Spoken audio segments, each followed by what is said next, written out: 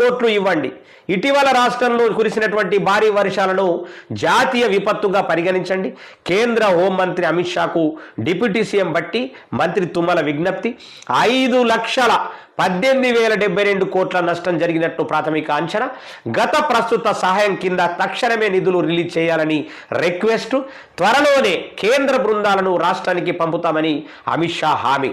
మరి తెలంగాణలో ఇటీవల కురిసినటువంటి భారీ వర్షాలతో తీవ్ర నష్టం వాటిల్లిందని, దీనిని జాతీయ విపత్తుగా పరిగణించి ఆదుకోవాలని కేంద్ర ప్రభుత్వాన్ని డిప్యూటీ సీఎం బట్టి విక్రమార్క కోరినట్లు తెలుస్తా ఉన్నది.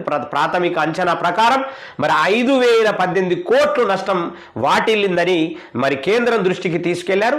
గత విపత్తు ఇప్పటికీ ప్రకృతి విలయాన్ని పరిగణలోకి తీసుకొని మొత్తం 16,732 కోట్లు ఇవ్వాలని విజ్ఞప్తి చేశారు. ఈ మేరకు గురువారం రాష్ట్ర వ్యవసాయ శాఖ మంత్రి తుమ్మల నాగేశ్వరరావుతో కలిసి